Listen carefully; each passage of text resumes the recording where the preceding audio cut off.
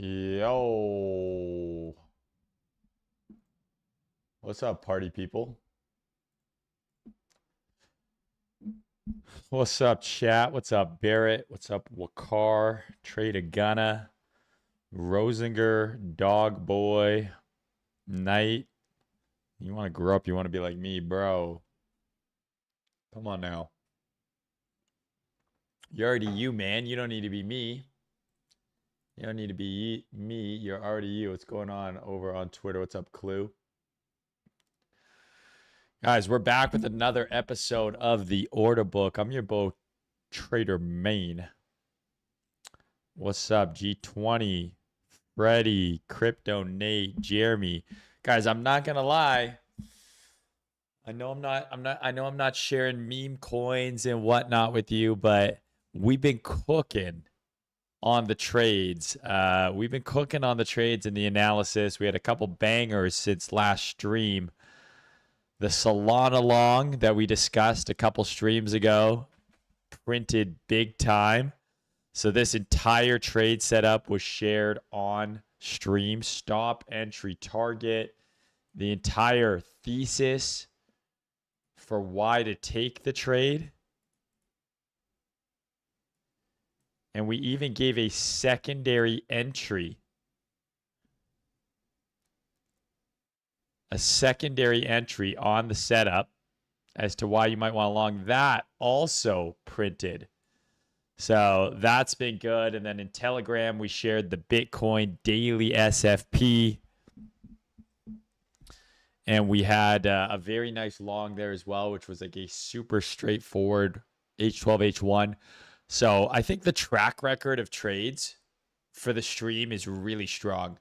I really do. I think we've had a very good run since February. So the show's been live since kind of middle of February. So 4 or 5 months now.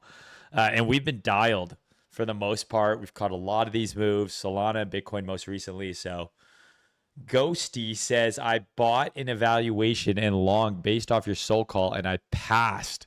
Let's fucking go, dude.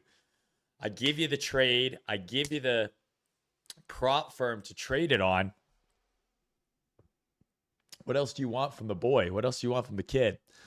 So what's up, Sergey? How you doing over on Kick there? I hope everyone's doing good.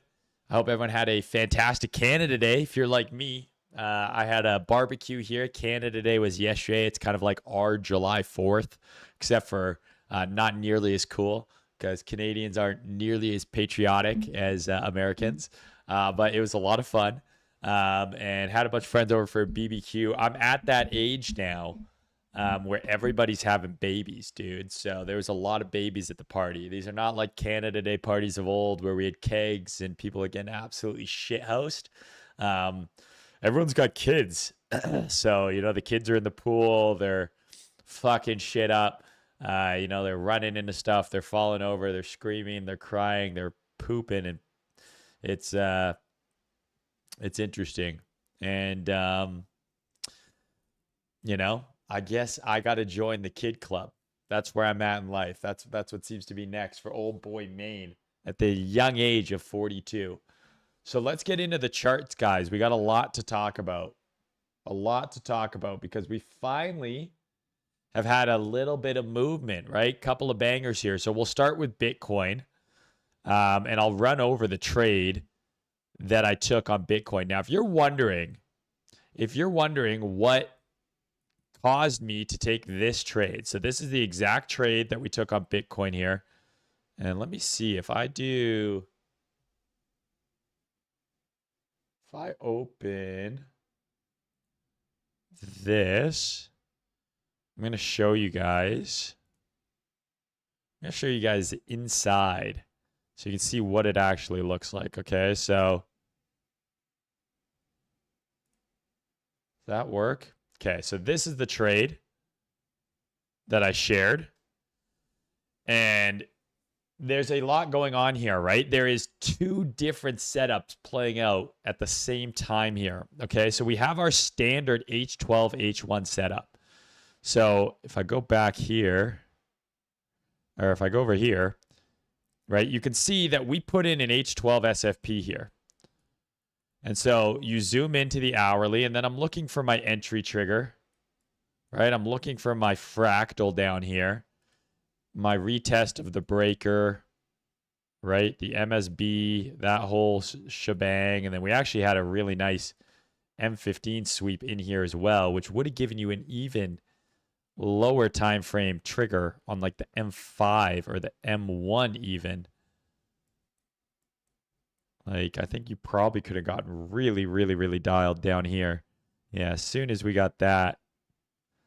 Anyways, so that was the setup, right? It was this H12, H1 setup. And so this is what I had shared.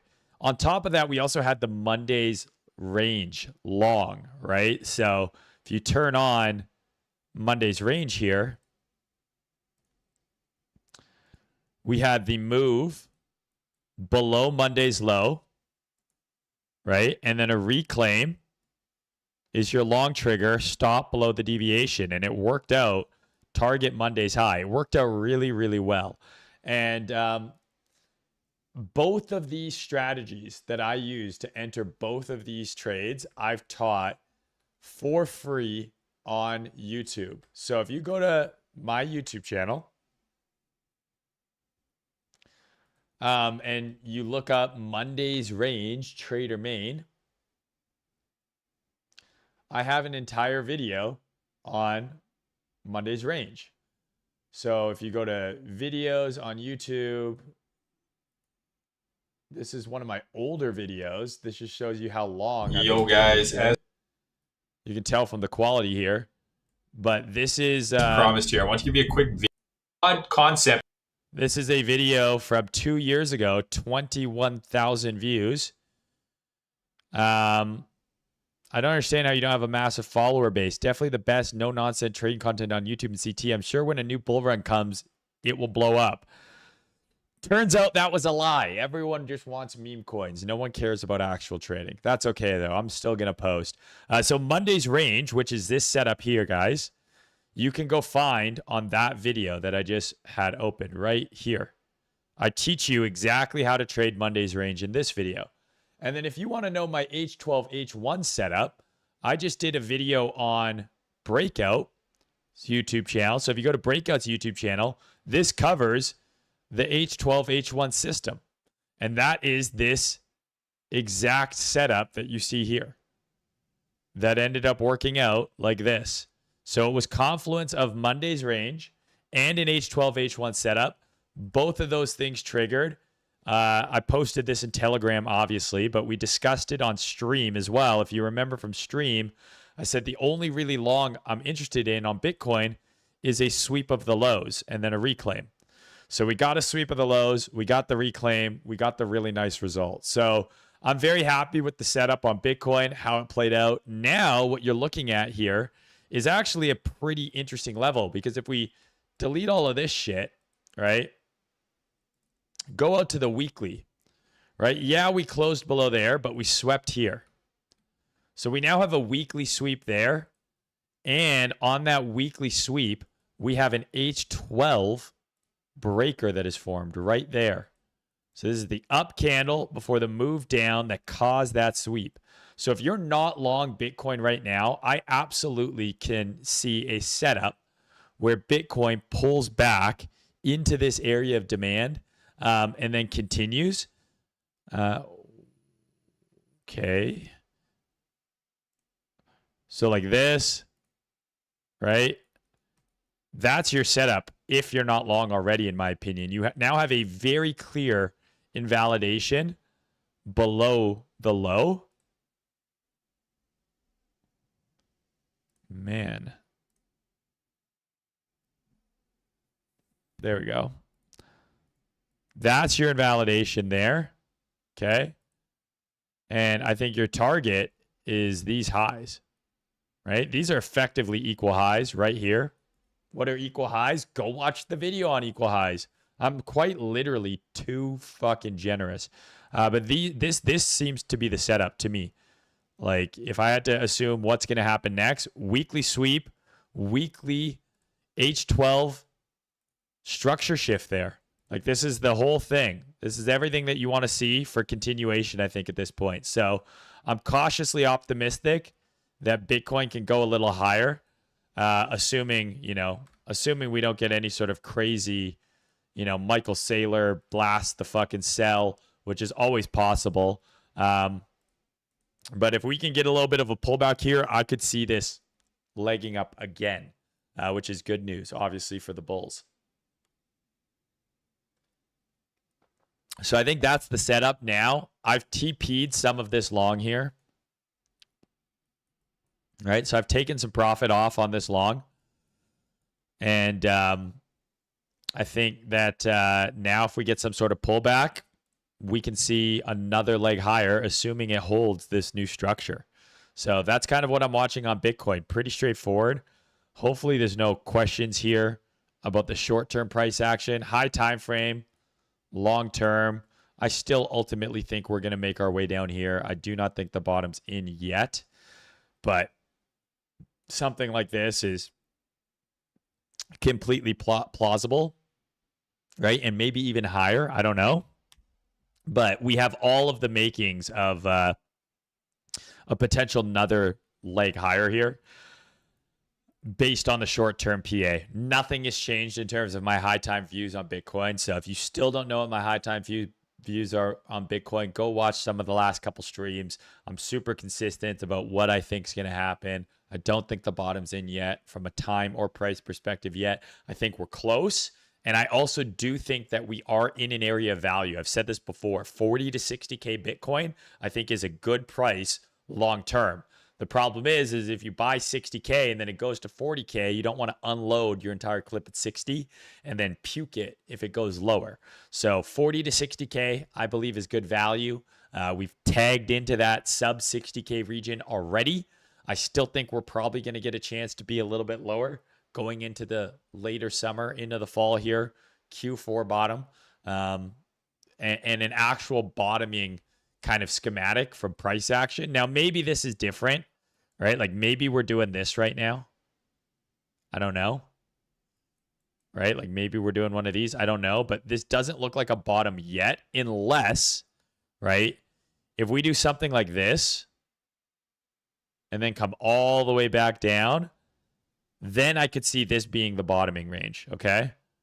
But I don't think enough time has passed, nor do I think this is where the bottom forms from a timing perspective for this to be it, and our new bull run starts from here. I think much more likely that we get some sort of bounce here, and then a deeper spill, and then our bottom formation, right? And it's going to be, in my opinion, very similar to every other bottom that we get on Bitcoin, right? It's always the same. Something like this, something like this, something like this. I think that's much more likely. That being said, if we do consolidate here for another few months, actually get accumulation happening here,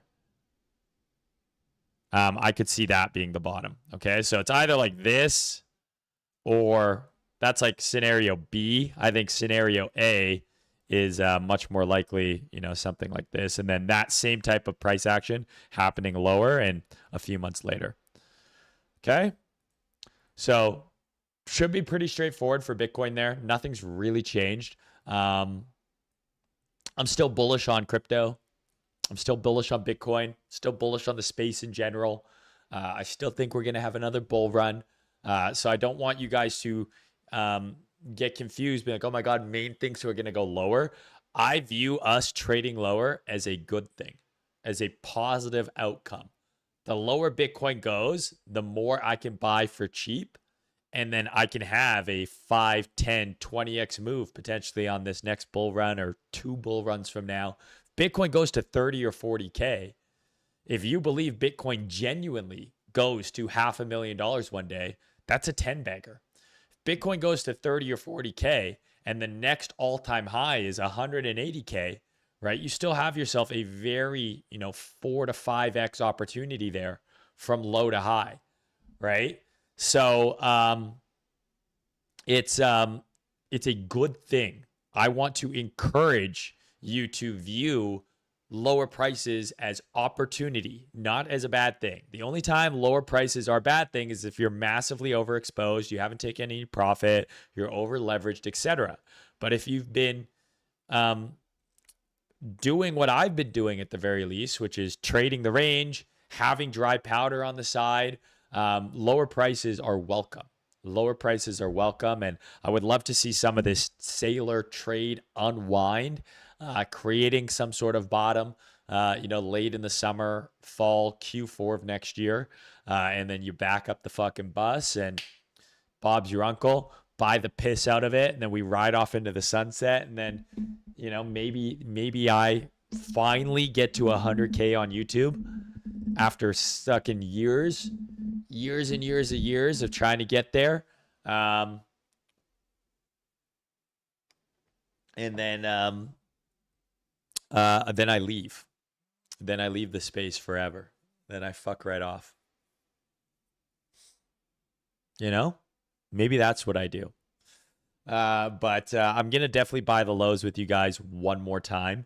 I've done it a few times now. I'm going to do it one more time. And then we'll see what crypto looks like. We'll see what light looks like. I imagine by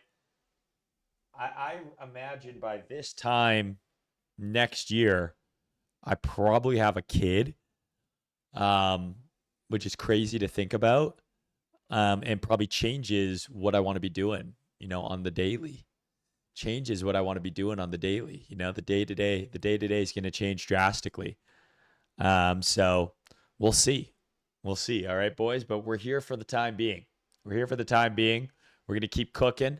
We're going to keep trading. We're going to keep making money. So speaking of making money, Solana, right? A lot of tension on Solana right now.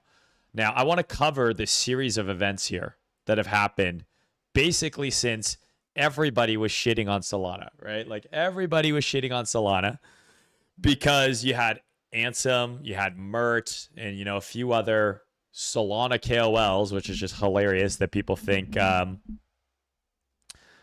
is a thing, being like, oh my God, the Solana KOLs are out in force, right? They're out in force. We have to and then it went down like a couple bucks and everyone's shitting on Ansem and all these other people who are like, oh my God, everyone's bullish. I said, hey guys, instead of bitching and moaning and complaining, right? How about you just pull up the Solana chart yourself and determine whether or not there's a trade? Like, is there a trade? Is there a reason why everyone is talking about Sol? Because the immediate thing that people like to do, right? The immediate thing that people like to do is they like to yell and tweet, right? The moment anything happens on crypto Twitter, right? People immediately are like, I'm just going to start tweeting about it. Rather than using your critical thinking skills, they just say, I'm just going to bitch and moan, right? So I said, let's look at the Sol chart ourselves. So that's what we did on stream. And I tweeted about this as well. And everyone's going, oh my God, if everyone's bullish Solana, it's going to go down. And it went down from here like a couple bucks. And then it just ripped 20%. And I said, hey, there's lots of people shilling. I understand why. This is a big spot. We're deep in the discount and we have a potential monthly SFP. It's worth watching, right? And lo and behold, it did exactly what we thought it was going to do, which put in a bullish setup. And we talked about that setup on here. We were deep in the discount, right? We're deep in the discount. At the 79% retracement, it put in a big time monthly sweep here. Big time monthly sweep. The weekly ran the low, held. The fuck is that? And then it gave us that SMT setup. So we talked about this setup, I don't know, 2 streams ago, where Bitcoin made a lower low, right? And Sol made a higher low. And so the way I described it to you in how to kind of think about how these SMT setups work is effectively you're looking for relative strength here. So you can see from this low here, Bitcoin made a lower low, Sol made a higher low. So if both charts are bullish, Sol is more likely to go up more than Bitcoin because it is the stronger of the two assets. I didn't even need to look at Sol BTC to know that Sol BTC was bullish. I could look at Sol and Bitcoin on their own next to each other, okay, and make that determination.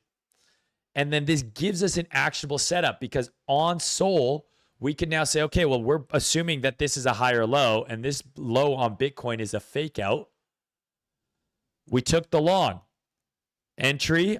We did this live on stream, $67, stop below the low. Then last stream, I said, I think you can move your stop up to here or to break even when we were trading up here. And then I said, hey, there's probably one more setup here.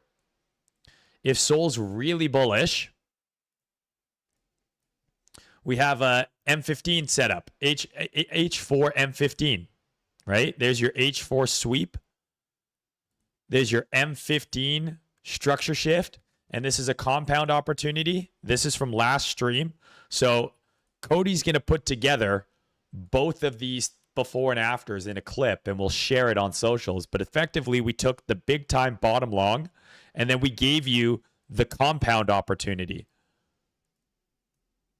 Both of those trades worked. Both of them fucking bangers. And on top of that, we also longed the bottom on Bitcoin. And I'm telling you on Bitcoin as well that we've put in an H12 structure break after a weekly sweep. And this probably has a compound opportunity here.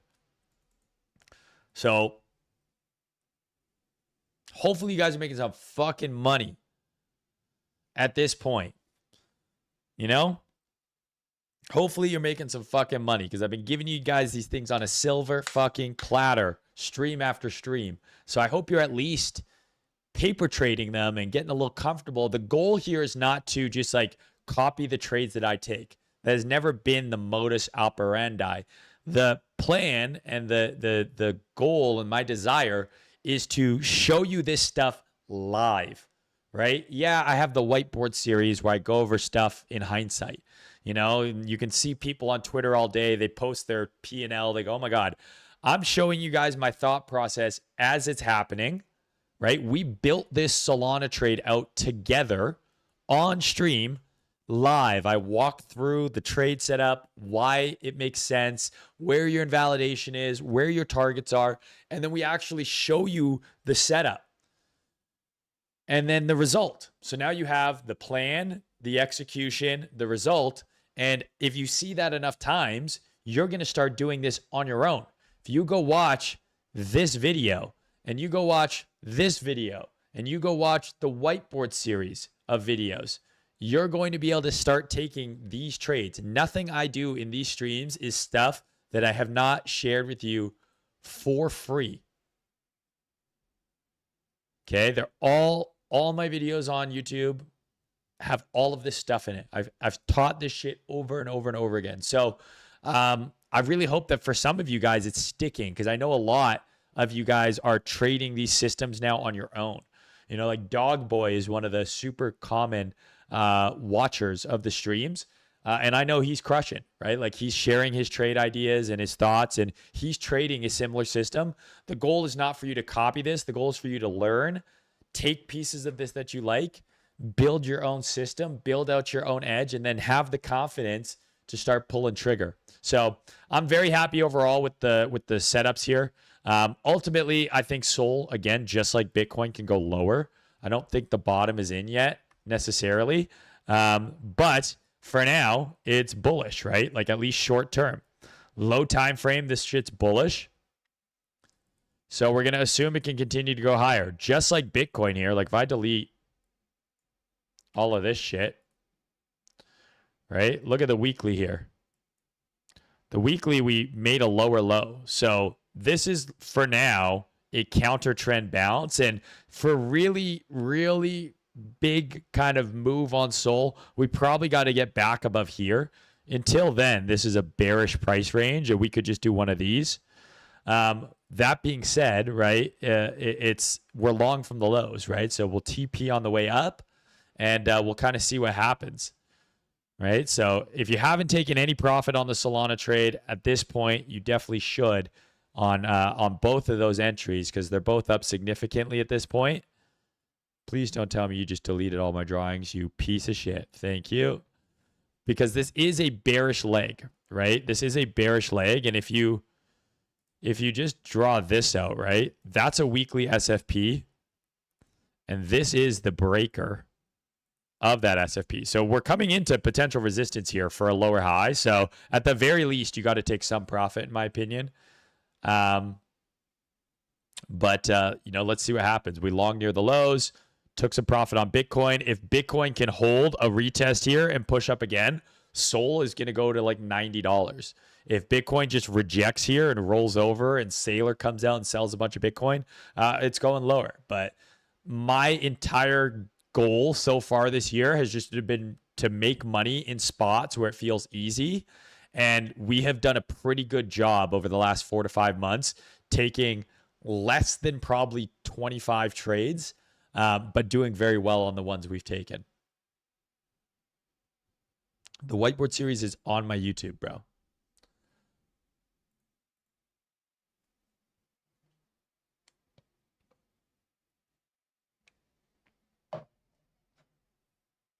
All right, I'm going to get into some TradFi real quick, and then we'll get into some of the chart requests here. There's nothing else I really want to cover on the crypto side other than we'll look at the chart requests, obviously. But TradFi wise, right? We had this higher low call that we had on the S&P, right? We called for the higher low here. We had this kind of over under idea. Now we're into some resistance here. So if this is going to break out, right? Where's the next long? The next long is a breakout of all-time high, or it's a spill and then a long kind of, I think, towards around 7,000, which would be a retest of all this over here. So those are the two setups that I'm looking at on the S&P 500. Either just continuation of this move. So this consolidation breaks higher. We get fresh all-time highs, stop below the low. Like I would probably trade it based on like even like this, quite literally. So let's assume price does this. My stop is probably going down here and I'm just entering. That would be the next setup. Otherwise, if we roll over here, I like this area, so I'm kind of thinking like it's either like a breakout long or it's a long from down here. And if we break below this trend, right, this larger trend here, then I think that's actually probably the top for the market.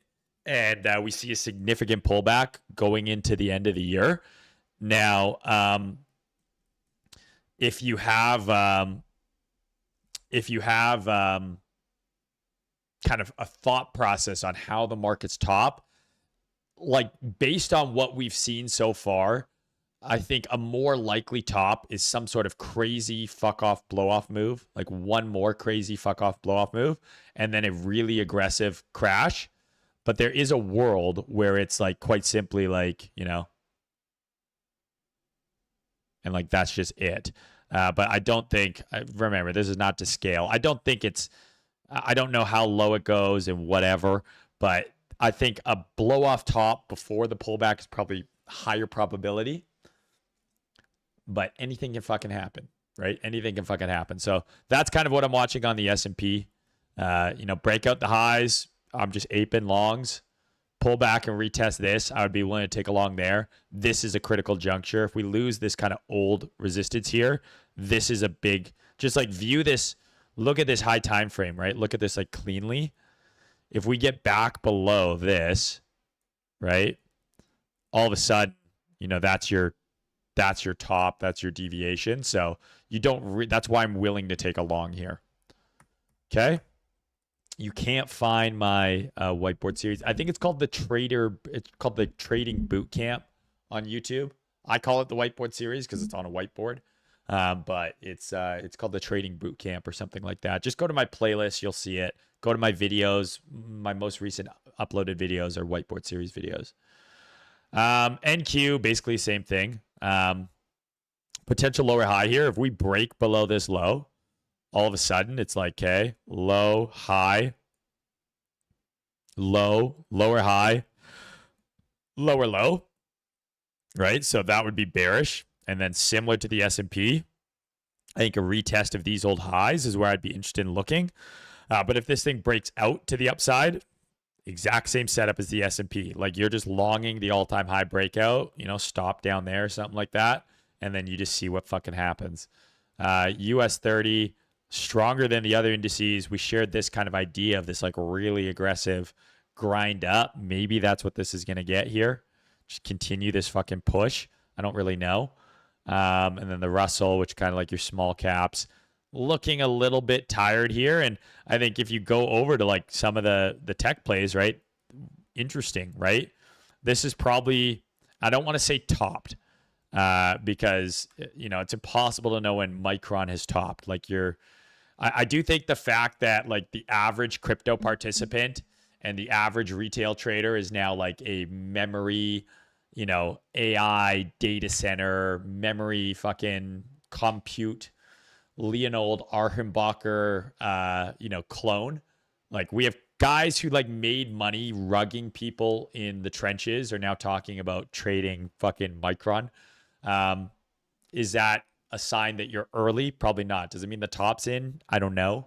Right? Still too early to tell, but none of the fact that we have like crypto retards coming over and being like, I'm a fucking Micron trader now and Micron's going to continue to go higher. Like we're not early, dude. This has been a year-long plus bull run of unbelievable proportions. And if anything, this is probably the weakest, and I say that in air quotes, that Micron has looked in some time. Whereas once we really began this parabolic ascent, it was pull back, fresh highs, pull back, fresh highs, pull back. And I talked about this a couple streams ago, right? This kind of diminishing bounce, this kind of three drives like pattern. Maybe that's what we have here. And so, yes, we made new highs. We're into demand right now. If this thing just rips to highs again, awesome. And it can totally continue to get even more vertical. But we've lost this more aggressive trend line now. Now we're testing the kind of less aggressive trend line and demand. Let's see what happens. If this puts in a fucking lower high,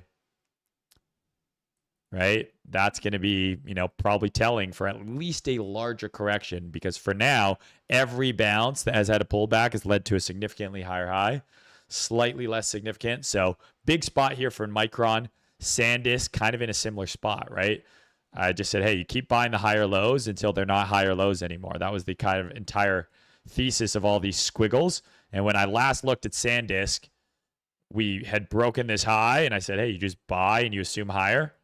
It's continued higher. I got this a better way to do this always, dude. Oops.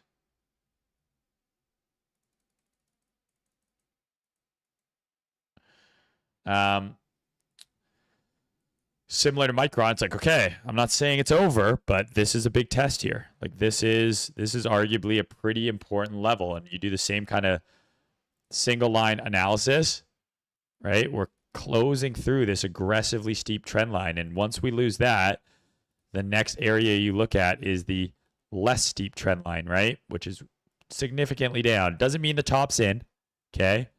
Doesn't mean the top's in, but both Micron and Sandisk having decent pullbacks, right? 25%, 30%. Let's see. Is it just going to continue to rip? Same old, or is there, a cause for potential concern here? Sandisk down 14% today. Tesla is another one we've been watching on the short side. So I called this ages ago. Weekly break in structure, bounce up to the weekly order block, right into your OTE, right? Where are we? We're in the premium. We're in the premium into the resistance here. Puts in a huge wick. Bang. Sold off. So that's what we're kind of watching on Tesla here, is if this low breaks, right? So you had a high, a low, lower low, lower high. If we break this low now, this is confirmation that Tesla is probably going to have a larger correction, I think down into like here at the very least. So let's wait and see. It's still a little too early to tell. NVIDIA, similarly, right? I've talked about these lows here on NVIDIA. We have a weekly breaker that is formed here. We traded above, we're back below, and we broke weekly structure. So if this thing is going to puke, right? If this thing's going to puke, ideally what the bulls want to, or the bears want to see is another low form and then another low get broken. So if we get some sort of PA like this, it doesn't even have to bounce. But if we get some sort of bounce and then roll over, if we take out this low, we get another structure break to the downside. That's going to bode well for the bears and potentially a larger correction on something like NVIDIA. So some of these larger tech stocks that have been leading this bull market are struggling a little bit. Again, still too early to, sound the alarm, I think. But you definitely want to pay attention. Definitely time to be aware of what's going on here. And the most interesting thing, I think, is the dislocation between equities and Bitcoin right now. So if you look at BTC USD against the S&P,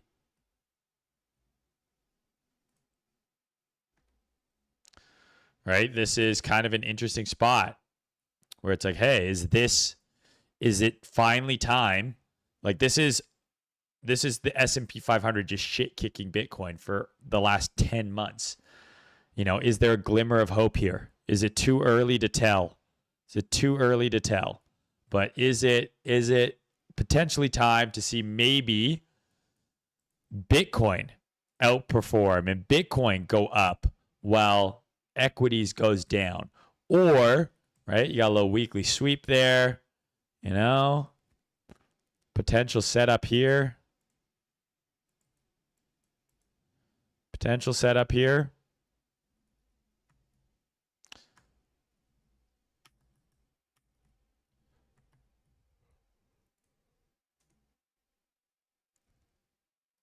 Potential setup here for some mean reversion on this at the very least, right? But that to me is one of the more interesting developments. Here you go. This is the S&P Bitcoin I've been looking at right here as well. Or no, that's just Bitcoin. Whatever. I don't know what I was doing there, but just delete this. And then let's make this. So if you look at these two charts, just objectively, right? Look at where we are in October. October, which is the Pico top for Bitcoin, we're here. The S&P grinds up while Bitcoin sells off. Then the S&P sells off and Bitcoin kind of is consolidating and actually, kind of holds. And then we get a bottom on the S&P. We get a rally on Bitcoin. Bitcoin puts in a lower high, fully mean reverts, and the S&P just keeps trading up. So is this lagging, right? And are we just going to get, another, if we do get a pullback here of larger proportions, is this just going to eat shit? Or is there a world where, Bitcoin can actually hold, even go up with or without S&P 500? So that's going to be something interesting to watch. Still very early, but for now, Bitcoin is potentially looking slightly more bullish than the S&P 500, than equities for now. Which is a rarity and has been something that's been not very common over the last year.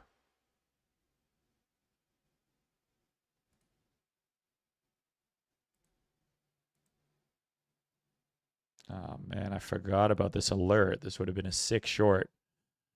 Anyways.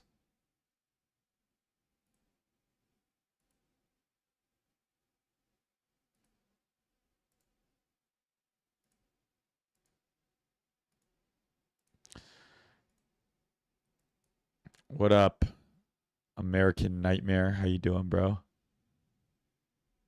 What's up, Savage Metal? How are you?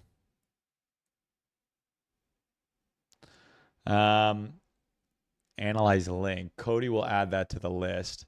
So yeah, that's kind of all I got. I'll look at gold and silver very quickly.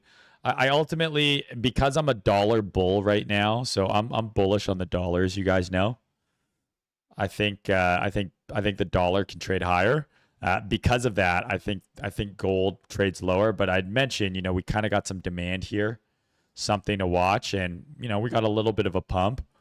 little bit of a pump. And if we can break out of this downtrend, which just simply means putting in a higher high, then maybe that's the low for gold.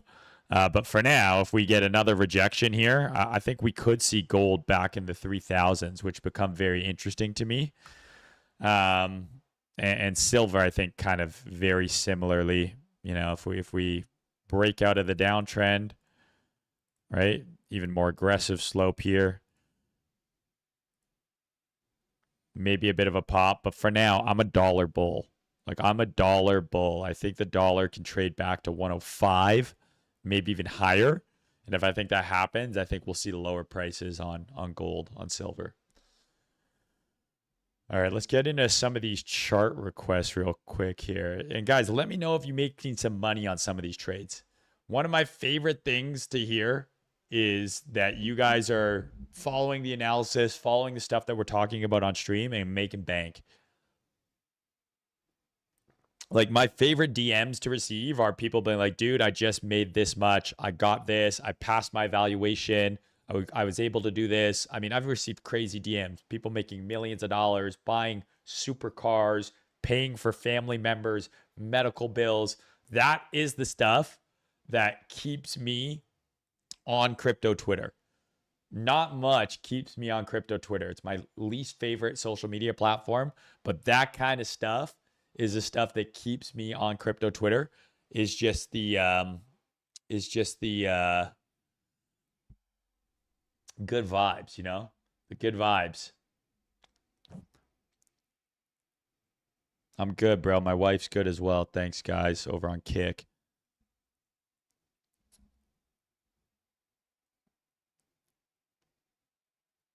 The order block strategy is exactly all you need. Is DYDX dead? I don't know, bro. Is it? It's down 15% today. Did something happen? Did something happen? Is anyone using DYDX? Like, I feel like the something like DYDX is probably smoked because of Hyperliquid, no? Annualized fees, like, yeah, it's like if you look at like this, dude, like, you know, when did Hyperliquid launch? Like, I just think these guys are getting smoked now. These guys topped in 2021, man. It's been down. Now they were cooking. Like, they were cooking here. Let's see if we can add revenue. Let's get rid of this. Let's get rid of this. Yeah, I mean, May of 2020, March of 2024, is that their biggest revenue ever? Yeah, so like, and listen, this is a big business, 68 mil, dude. Right? But they raised 87 million. They raised a lot of money, and lifetime revenue is, you know, what is this? 11 plus 68. Let's call that 80. Let's call that 96. Like 100 mil revenue lifetime, raising 87 million. And it's trending in the wrong direction, bro. Like, Hyperliquid is just eating these guys lunch. You know what I mean? So you could probably, what date did Hyperliquid launch exactly? And then when did they do their airdrop? Hyperliquid launched November of 2024. Oh, that's when the token launched, sorry. But the DEX has been around longer than that. Yeah, but September 2023 is when the DEX launched. I mean, look at when this shit topped, dude. Like, not far after. Like, this is when Hyperliquid came. Their annualized revenue for this year is only expected to be 10 mil. So not a lot of people using it. And the token looks like shit, right? On top of it.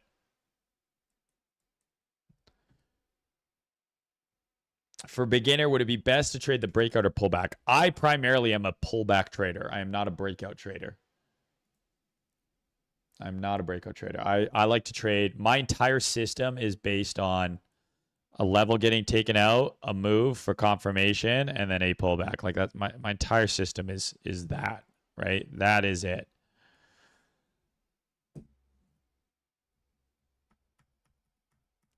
Okay, let's get back here, Cody, to the chart request. Lit.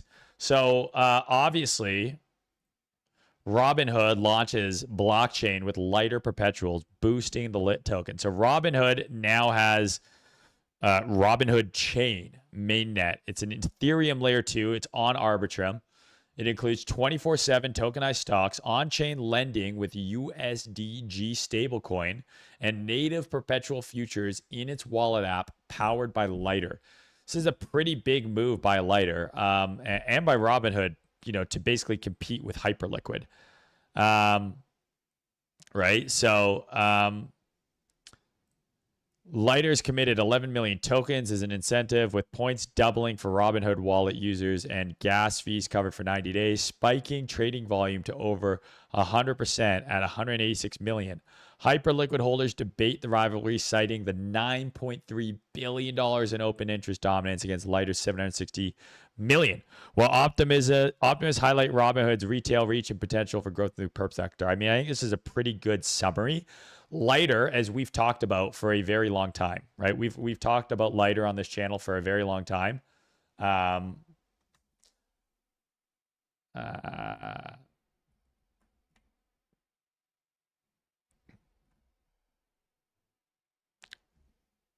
it is. This one.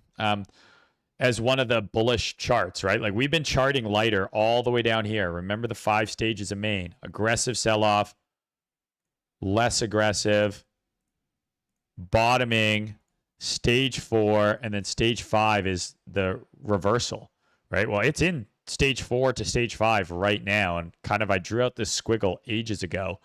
And I think the idea was quite simple. Like if this thing's really bullish, you want to see a big move up, and then you want to see a high time frame retest, right? Of some sort of level. Maybe it's here. Maybe this occurs up here. I don't know, but that's kind of what we had drawn out. I think the most interesting, so we've talked about this being a hyperliquid beta. I still think longing hype has just been the better trade, right? So Lighter had a big move today on this news, right? Went up a bunch, it's up a bunch, but like hyperliquid is also up, right? It's holding that demand area that we had drawn out, 3-day demand. So still, I think the better coin, and obviously, kind of as this article alludes to here, I mean, this is they're 10x the size, right? They're the elephant in the room. They're absolutely dominating, but Robinhood is a big business. Robinhood is a big business, and if they can onboard people, and people want what they're able to do on Hyperliquid, but they want to do it within the Robinhood ecosystem. Is Robinhood a maybe more retail, non-crypto centric person's avenue to trade? Possibly, potentially. Whereas Hyperliquid is going to be more, crypto native. But $9.3 billion of open interest is no joke. It's a big number. So it's not just crypto people. There's a lot of TradFi people who are now using Hyperliquid. And one of Hyperliquid's biggest advantages is product, right?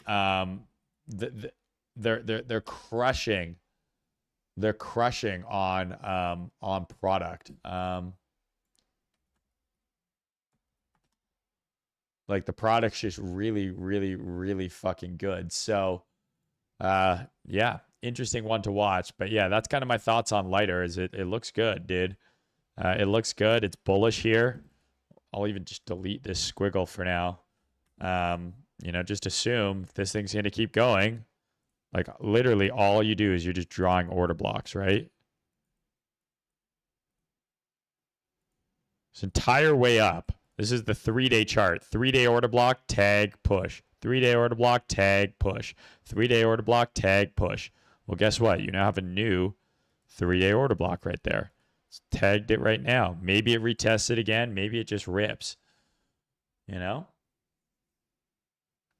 they going to disable the sell button again? I don't know, bro. I do not know.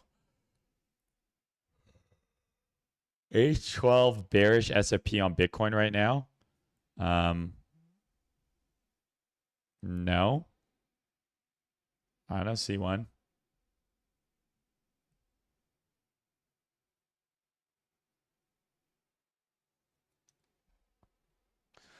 Let's look at CLF.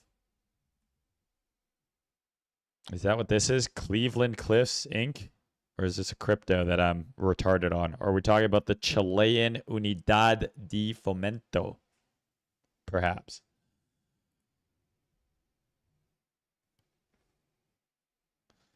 I'm going to assume it's this. I have no idea what this is. What does this do? Non-energy minerals.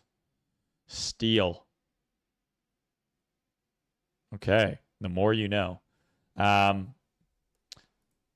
What does this do? What is your question? You just want me to look at it? I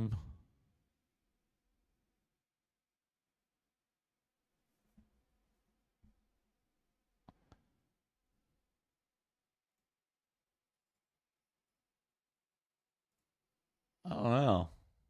Oops.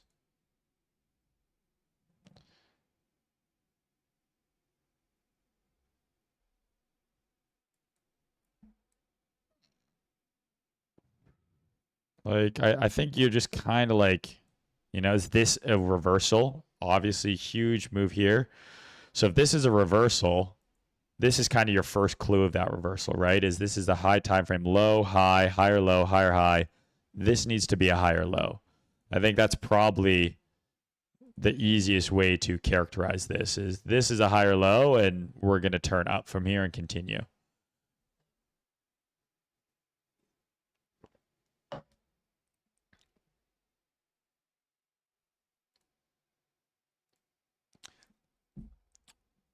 Maine, can you talk about risk management as far as how many trades at a time should I be taking? How many losses in a row should I be accounting for with the H12, H1 system?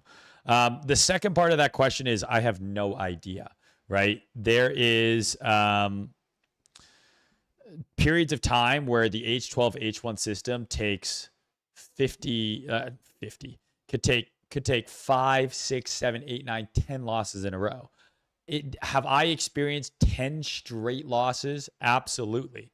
Obviously, it depends on what assets you're trading, if you're actually sticking to the system. So it's not about how many losses in a row is the system going to have. Assume your system is going to have losing streaks just like you have winning streaks, right?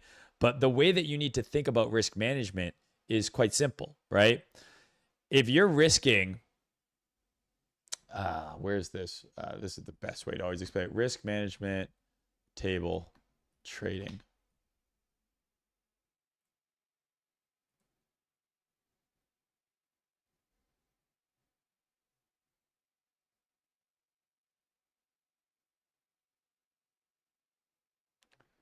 This is not what I fucking wanted. Hold on, everyone calm down.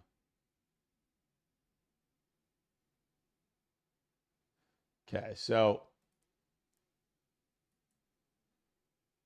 there's 2%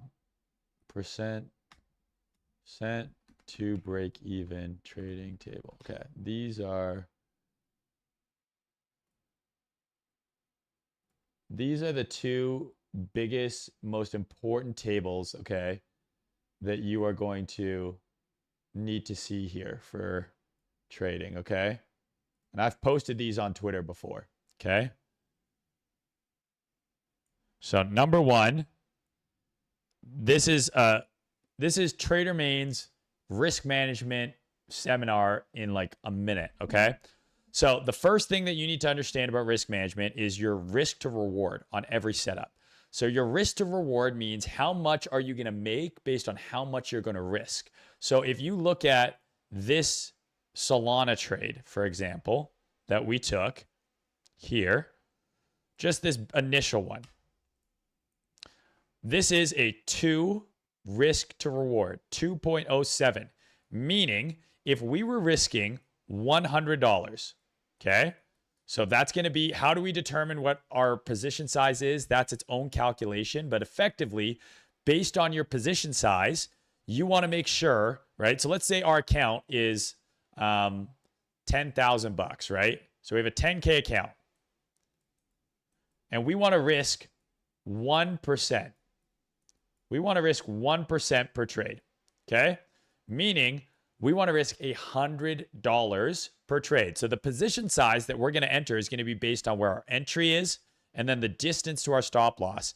And we're going to make sure that we long enough SOL that if price went like this and it hits this level, we only lose $100. Okay? 2-to-1 reward to risk, or a 2.0 RR trade, means that for every $100 we're risking, if price goes up to our take profit, we're going to make $200. So we're risking 100 to potentially make 200. Okay? That's risking 1% on a 10K account. So the reason that this is super important is because if you're risking a 2-to-1 setup, meaning every $100 we risk, we make $200, you only have to be right 33% of the time to break even.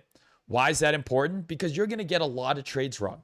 Realistically, you're going to get wrong more than half of your trades. I think my win rate last year for all the trades I took in the Haven was right around 50%. This year, so far, I'm in like the 70 to 80% range. But I've had years where I'm in the 40% range. It's all going to change, but you're going to have consecutive losses, and you're going to oftentimes, more often than not, lose more than you win. But if I'm getting a 2-to-1, meaning for every $100 I'm risking, okay, I'm making 200. I only have to have a break-even rate of 33%. Okay, so 1 out of every 3 trades you have to get right to break even. How does that math work? Well, if we take 100 trades and I get 66 of them incorrect, okay?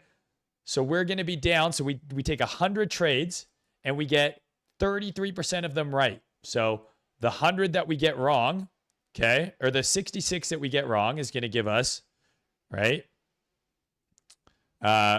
6,600, right? And then the ones that we get right are going to pay us double that, right? So each trade that we lose is $100. You lose 100 trades, it's $330. Sorry, $630, excuse me. Oh my gosh, my math is so bad. This is way easier with a calculator here. If we lose 66 out of 100 trades, okay, we've lost 66 trades. That's how much you're going to lose, 66 times 100. And we win 33 trades. Obviously, this is like repeating here. You're going to be break even, right? Because 33 times this, that's going to be your 66, right? And 66 times this is going to be 66. So you're breaking even with a 33% win rate.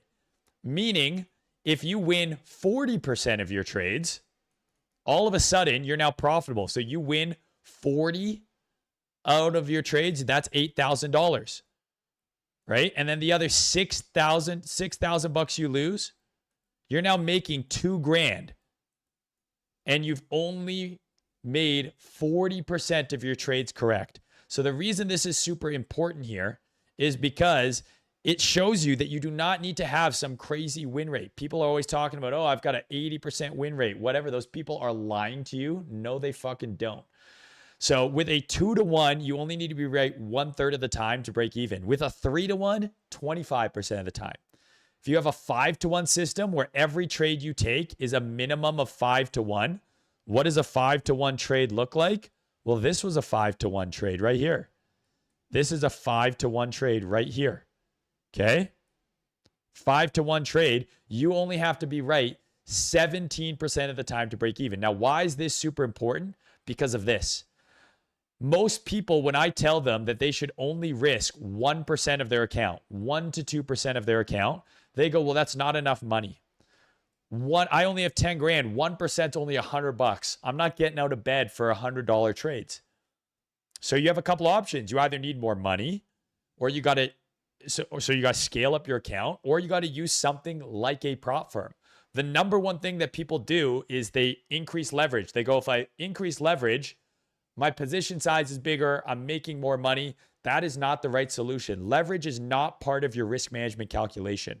Leverage just determines how much margin you have to put up. If you use 100x, right? And you open a position that's too big for your account size, you're going to get stopped out immediately, right? At 100x leverage, 1% move against you, you're liquidated. So you should risk, in my opinion, anywhere from 0.5 to 2% per trade. Now, the other thing that you have to be careful with is, let's say you're in 3 different trades, and each one of those trades you're risking 2%. All of a sudden now you have 6% risk on, and a market that is extremely correlated. So if Bitcoin nukes and you're long Bitcoin, Solana, and Hyperliquid, there's a chance all 3 of your trades get taken out. And instead of losing 2%, you're losing 6%. So that is something you have to be careful with. So if you're going to open a bunch of trades, I would skew to the lower end. I wouldn't really go higher than 2%. Some people risk 5% on a trade. That's getting ballsy. And the reason it's getting ballsy is, here's your break-even rate.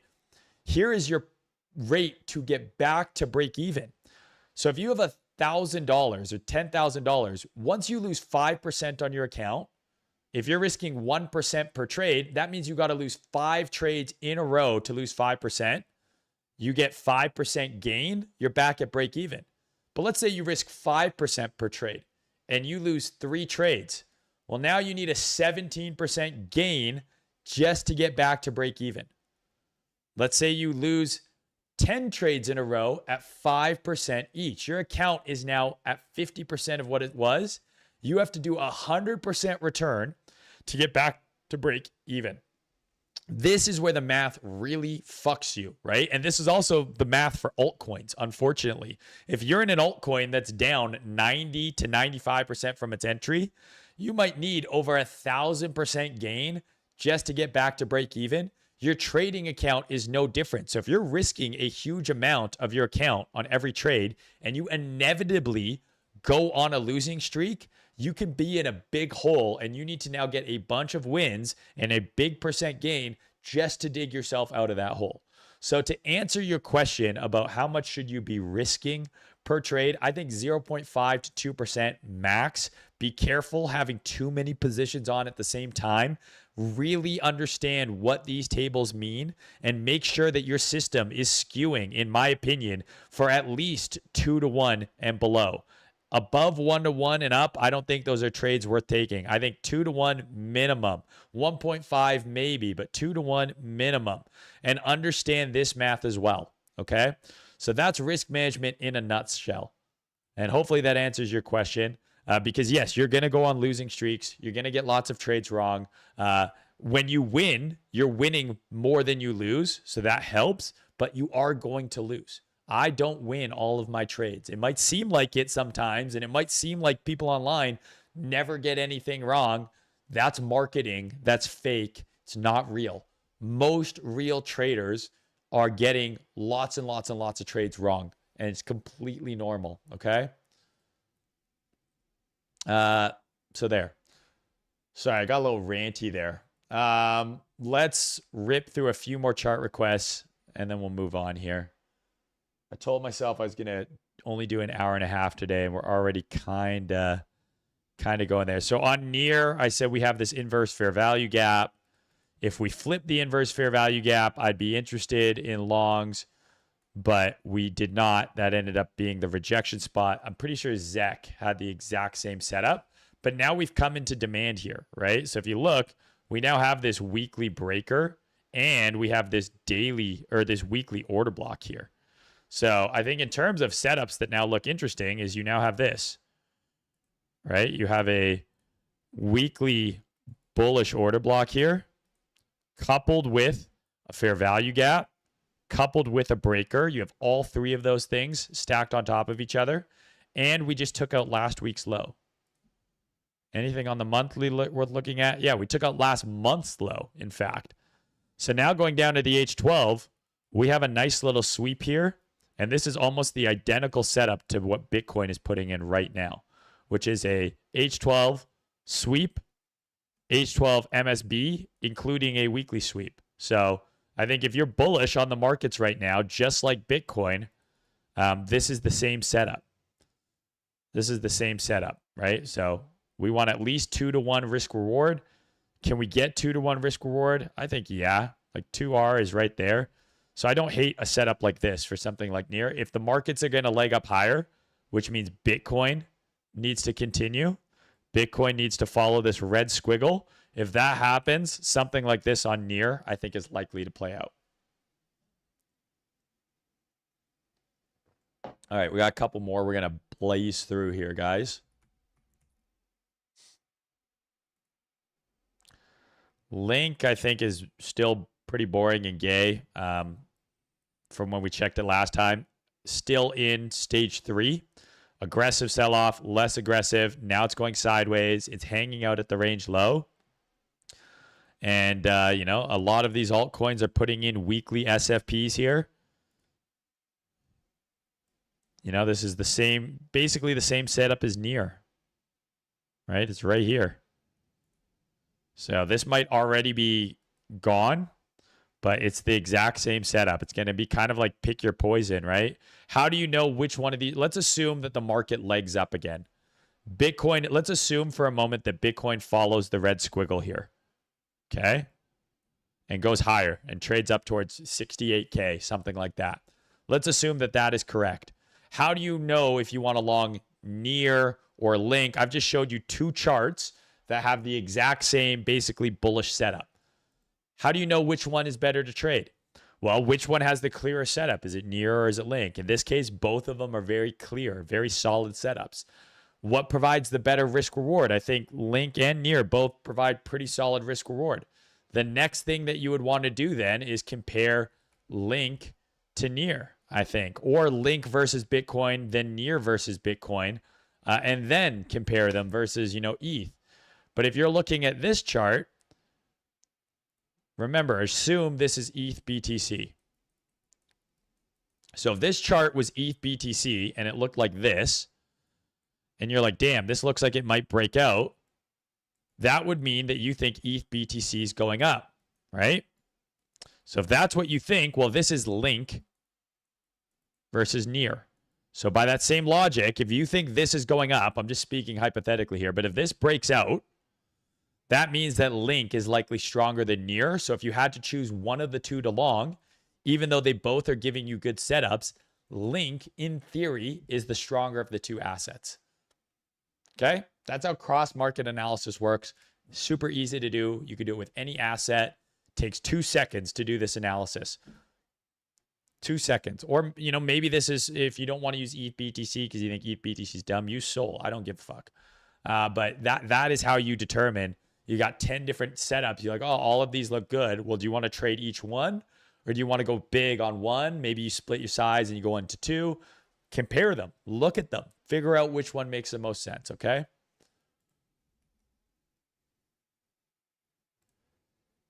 Fartcoin, there you go, right? So this is from last video. We talked about this kind of clear level of resistance. I want to see it break and then push higher towards 20 cents, 20 cents being a big key level. Looks like that's what we're getting right now. So if we get any sort of pullback here on Fartcoin, kind of like I'd drawn here, breakout, pullback, I think that's the setup towards 20 cents. You have a nice 12-hour order block here now that I think would be your entry. Pull back here, boom.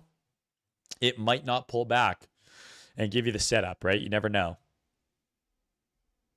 But that's what I see. So Fartcoin kind of following the plan that we laid out. Morpho. No idea what Morpho is.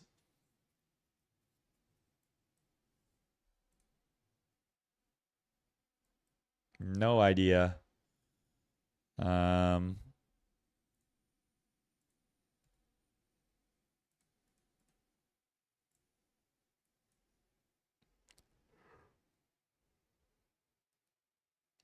I think the argument is, you know, it's bullish, sorta. It's kind of a messy chart, but, you know, like that's kind of your range on the weekly. And then your H12 range is like this.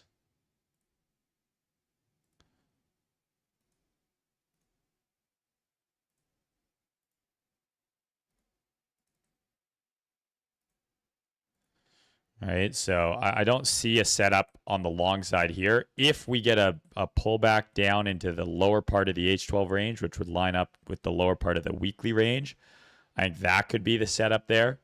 But I genuinely have no idea what this coin is or does, and I don't really have the clearest read. Like, you notice how quickly I was able to chart near and link and like, okay, this is the long, this is the setup. Even Fartcoin, those are the trades you want to be taking. If you open a chart and you're like, I don't really know, I can't quite tell, is this the level? If it doesn't like happen fast, you can't immediately tell what the setup is, go to a different coin, right? Like, you have so much money, so much mental bandwidth, so much capacity. Don't try and force yourself into a coin or a setup that you don't see. If there's a coin where you're like, damn, the setup jumped out here immediately, that's always a better trade than, hey, well, Hyperliquid's going up more and everything else, so I need to long that. But if you don't see a setup on Hyperliquid, maybe there's no trade there for you per your system, or at least for my system. But yeah, maybe if it gets a bit of a pullback, sub $2, sub 190, I might be interested. Last and not least here, we're going to do XPL. I talked about this with Ponzi when he was here, and I did my, kind of Wednesday or my Sunday streams on Kraken and Ninja Trader's show. I said I like this high time frame setup, right? Monthly SFP, weekly breaker. We have to break structure on the weekly, technically. So ideally, I'd love to see us break above there, before really getting involved. And I mentioned if we maybe sweep out this low, I might be interested. But this is promising structure, right? Low, lower low, higher low kind of vibe. Maybe we get something like this, and that's how I get involved. But overall, I like the structure so far on XPL, and that hasn't changed. But the analysis I'm doing on this is like based on the monthly and weekly, and even, maybe kind of the daily.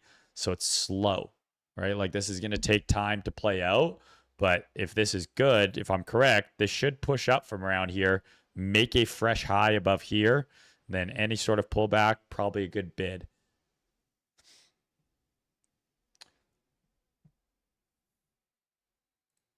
Yeah, lots of good stuff here, guys. And we're making money, man. I'm happy. Like, anytime I feel like I'm dialed in with the market, I just feel good.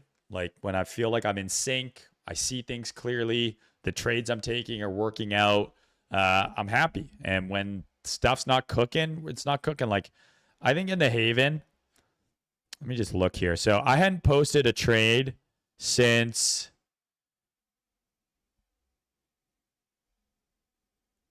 it'd been for Bitcoin. I took shorts in May, dude. So May 21st, we posted a Bitcoin short that printed, and then it just ate shit. I mean, that was the basic top here. May 21, we shorted this. I shorted this move in the Haven on May 21.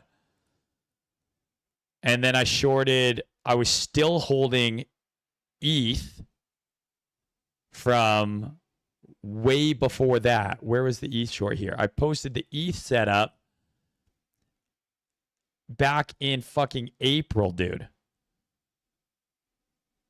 April 22nd.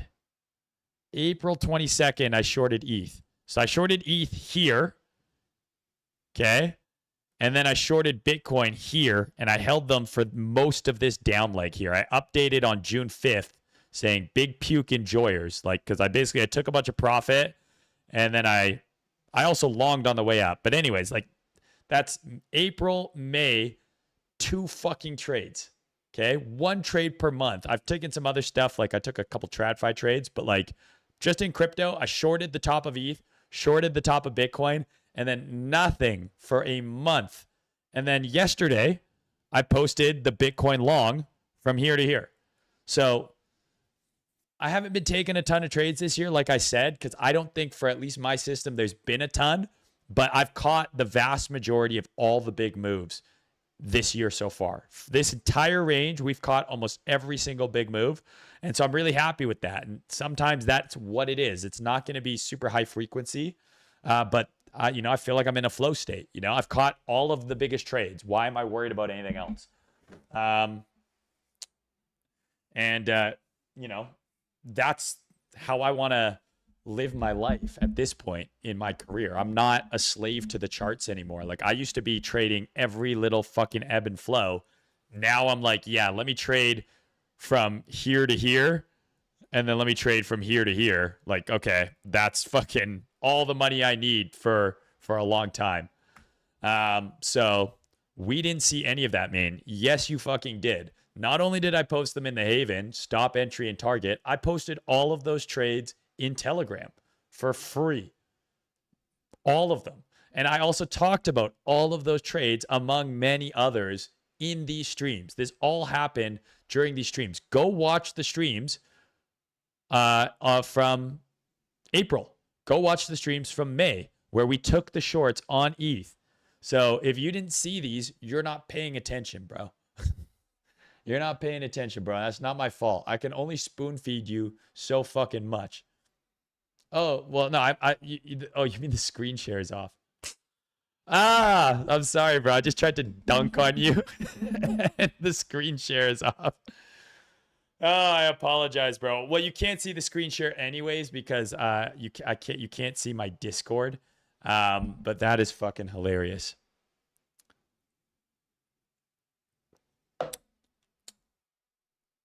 I mean, there's not really much to show on the chart here, guys. I'm just saying. So I took the short on Bitcoin here.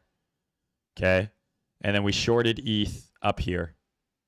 And then yeah, here, I'll pull the fucking trades out. That's so funny, dude. I didn't mean to yell at you. I'm like, how dare you call me a liar? He's like, dude, I literally can't see your screen. Okay, so we'll pull up this one. There's Bitcoin. These are all from...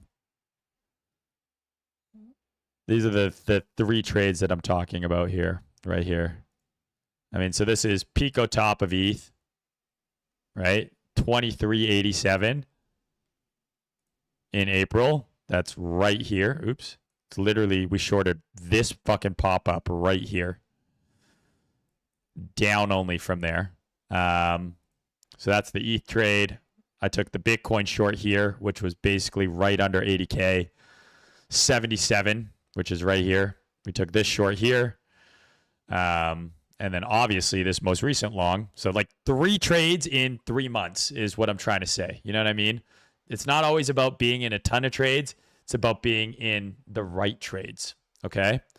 So those are all the trades that, I've taken. That you saw that now, right? I just opened those. If you didn't see those now, I'm just fucking retarded at this point. Yeah, you definitely saw those when I opened those. Okay, cool. And we covered them again in Telegram, in stream. I'm sorry for yelling. All right, guys. Now, let me make sure I'm showing the right fucking screen. I want to give a quick shout out to the sponsors of the stream, Kraken Pro.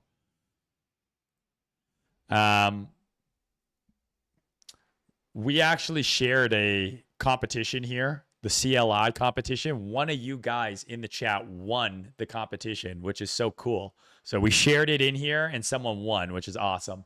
Yeah, right now, shout out Kraken Pro for supporting your boy. They did buy my company, so I appreciate that as well. But they also support the boys' streams. They're running a 3 commas bot challenge. So 3 commas is like automated trading. So you can automate your entire strategy through 3 commas. I'm actually quite interested in testing this out. Yeah, Ricky T Spanish. I don't know if you're watching today, but you won. He won the Kraken CLI competition, which is so cool. But you can automate your strategy through 3 commas. And I've been thinking, like, my strategy is relatively mechanical. I wonder if I could automate it, but they're running a bot challenge with 3 commas. So you trade your Kraken futures perps and you automate the strategy through 3 commas. So you could run a DCA bot, a grid bot, you can backtest your setups, and then you actually get paid for just your volume alone. So whether or not you make money, you can just get paid for volume. actual cash rewards as well as fee rebates. So if you want to participate, you literally just make your first futures trades via the 3 Commas plugin. You'll get a 1 month free 3 Commas subscription plus a $25 bonus. And then there's volume milestones. 10K in volume, you get $25. 20K in volume, you get $50. 50K in volume, you get 100. And if you hit all three, right, that's $200 of welcome bonuses that you're getting, plus that $25 intro bonus. The longer you stay, the more you get. 20% fee rebate kicks in after month 2. And if you hit 50K cumulative volume, those rebates run through month 3 as well. So this is for consistent trading, not one-off activities. So if you're just going to go in there and open and close a trade, it's not going to, be that's not what the purpose of this is for. This is for something you want to keep going. So like building. So if you believe Solana is bullish, like Ansem put a tweet out that I thought was great, being like, I think, Solana between here and the year, is a good buy. Well, if you DCA in, well, maybe you build a DCA bot and you just slowly build a Solana position between now and the end of the year, and maybe that's the trade that you take. I don't know, right? But that's the kind of stuff that they're looking here. Obviously, no guaranteed returns, but these tools will allow you to automate, and you get rewards for just showing up. This is live for another 2 weeks, so it's live now, and it's available until July 14th. Availability varies based on region, so make sure you check the landing page. Visit kraken.com/pro/3 Commas if you want to check it out. So shout out to Kraken Pro for supporting your boy. We love that. We love that. Obviously, guys, if you want to support your boy, the best way to do that is follow all the stuff. We cracked 4K on Twitter. I'm pretty happy about this. This is a new show, a completely new concept that I had this idea. I brought Cody on. And I'm like, yo, let's fucking run this thing. I think we can make something cool. And I'm super stoked with where we're at so far. I know there's a lot of streams out there. You got Thread Guy killing it. You've got FaZe Banks and Ansem. You got Rasmer. You've got all sorts of people doing different types of streams. The roll up. There's a lot of great streams out there. I like to think that we've carved a little bit of a niche, which is bordering, high signal info.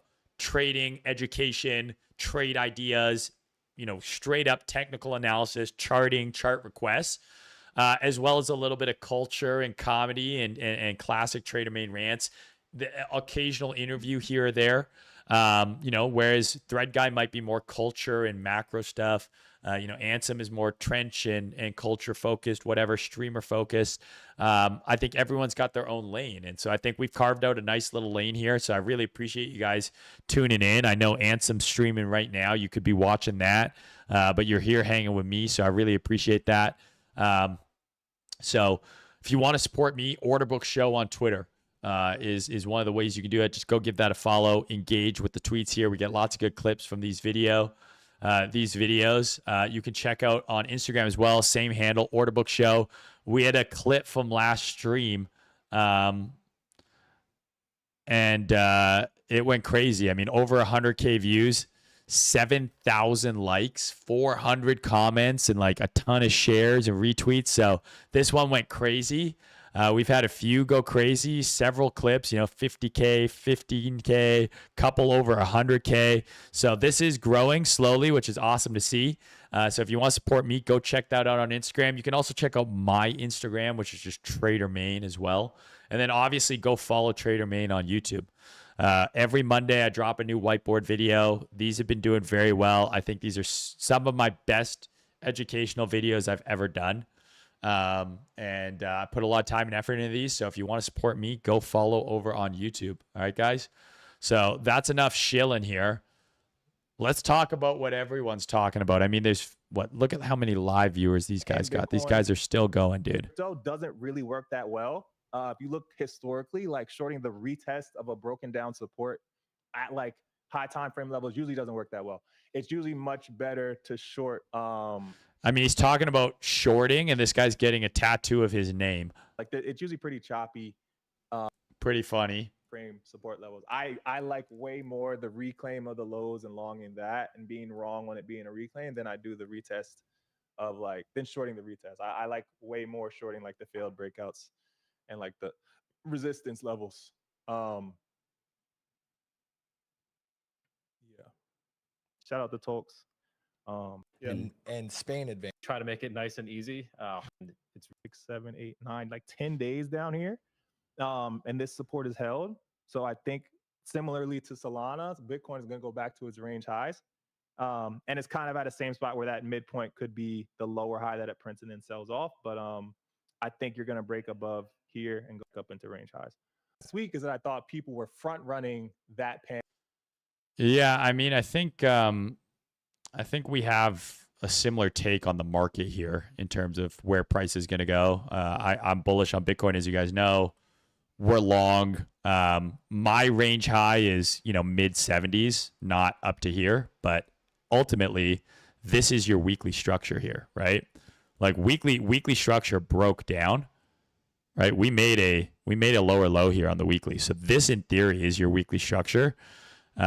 So we could absolutely go up here, but I think lower high is the likely outcome, but we'll see. But yeah, Ansem and I align there.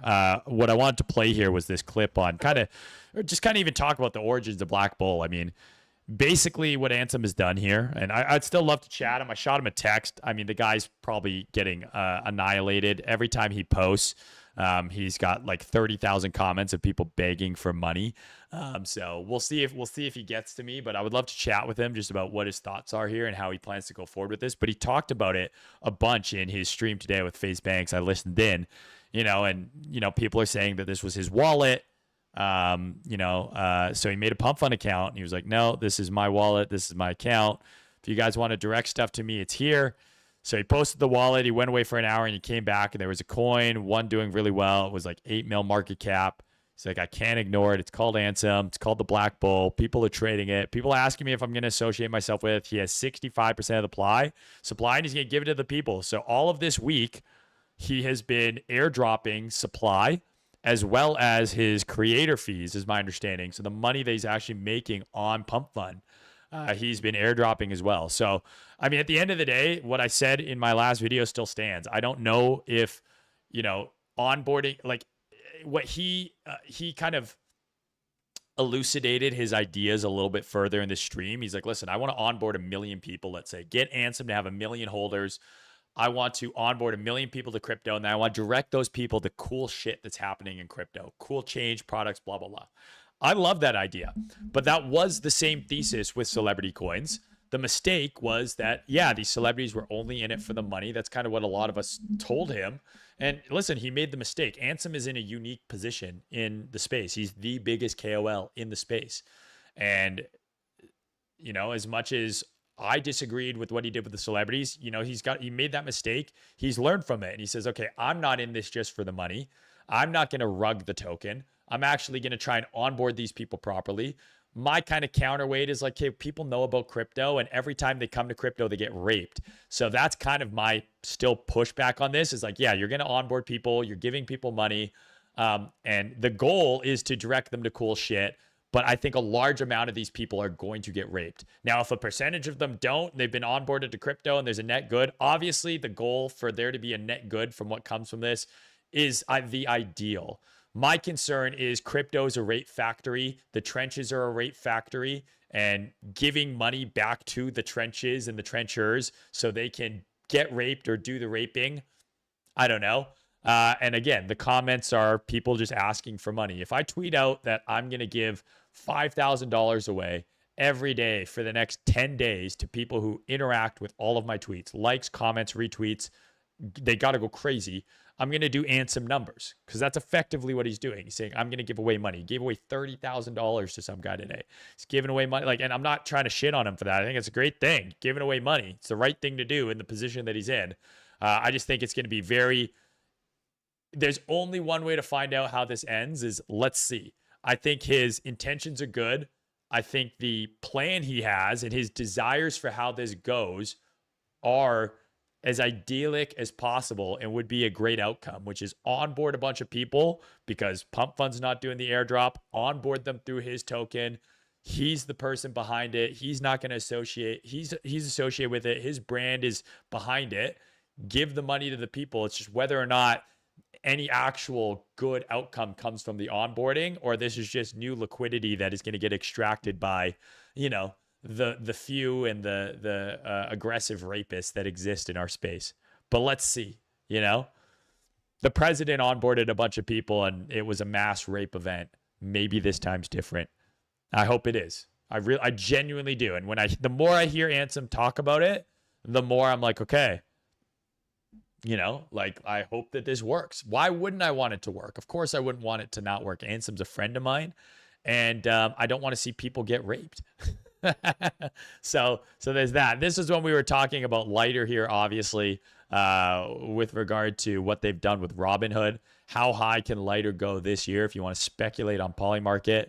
Right now, Lighter's at $2. They just partnered with Robinhood. Where will it go at the end of this year? I don't know. I think $4 is. I don't think so. I'd probably be no on all of these, to be honest with you, for this year, if that's me. Just because I don't think. I think we're still in a bear, and we're coming. I think by the end of this year, a lot of this stuff is going to be retesting the lows, and with Bitcoin bottoming, that's going to be your big buy opportunity on some of these alts. But the payoff is not that great here, not enough volume. But one way to do it. Now, this is obviously very funny. Trump alone made 1.4 billion with a B from crypto out of $2.3 billion made by his family. So Reuters estimates that the Trump family has made at least $2.3 billion from crypto while Trump has been president. So, I mean, this is pretty crazy. Obviously, he is doing his financial disclosures, and from the Trump token alone, 635 mil. And then another 800 million from World Liberty Fi and 520 from World Liberty Fi token sales. This comes as both tokens later plunged in value, with Trump and World Liberty Fi being down 96 and 70% respectively from their peaks. So Trump made off like a bandit. Now, I think if you know Trump and you followed Trump for a long time, outside of him being president, there was no world where Trump didn't and his family didn't eat before everyone else they ate. A lot of people made money on Trump token. A lot of people lost money on Trump token. But you knew for sure, if you've been paying attention, that Trump and his family were going to make sure they got theirs. Always looking out for number one. The good news here is Trump is like 80 something and he's just now making it in crypto, which means some of you still have 60, 70 years to make your money in crypto because, he didn't do it until very late in his life. So you see all these young Zoomers who are getting crypto rich. Don't worry, you got time. Trump lapped all of them and he's in his 80s. Is he not arguably the greatest meme coin trader of all time? He made $1 billion from his meme coin. Is Trump arguably not one of the greatest crypto traders of all time? I mean, his family made $2.3 billion in a year. I mean, that's a lot of winning. It's a lot of winning. I mean, Trump might be the greatest crypto trader ever. He's like the inverse of Michael Saylor. Michael Saylor, and maybe I'm all wrong about buying Bitcoin, because Trump launched a meme coin, has World Liberty Fi, scammed people effectively, right? This is all, of course, conjecture and hearsay. I would never say that the president of the United States was a scammer, but he launched a meme coin. He has World Liberty Fi. The tokens are down 96 and 77%. Trump made billions. Michael Saylor has just bought only Bitcoin, which has basically been my advice from day one, and he's down 14 billion. So maybe Trump's a genius and Michael Saylor and I are retards. And really, all the money is in meme coins and scamming and all of that grifting. I don't know, man. The world's upside down. Up is down, down is up. So speaking of Michael Saylor, Mike Alfred, another guy named Mike, also stone cold retard. Mike Alfred is known for some of the worst takes on the entire planet. But let's hear what he has to say. It was literally just 5 days ago when Bitcoiners were holding spaces to circle jerk each other into a frenzy about the impending collapse of strategy. Now, MicroStrategy is back near 100, and SATA and STRC are headed back to target. Another perfect example of why most people aren't rich. Yeah, most people aren't rich. This is true. But this guy's an idiot, and demonstrably so. I mean, there's a million examples of him posting just fucking asinine retarded takes. Right? Like, yeah, this is heading back to target. Still pretty down, though. I wouldn't call this, confirmed bottom yet. Still a little bit early. And I also don't think MicroStrategy has proven that it's put in a bottom yet. I still think that this is in a downtrend. Now, is this the potential beginnings of a bottom? Possibly, right? If we get like a really strong break above the trend, maybe there's a bottom in sight here. There's a bottom in sight, bottom coming soon if this thing can break out. But I would not be surprised at all if this still has another leg lower. I still think that Bitcoin goes lower, which means that stretch, strategy, all this stuff isn't bottom yet.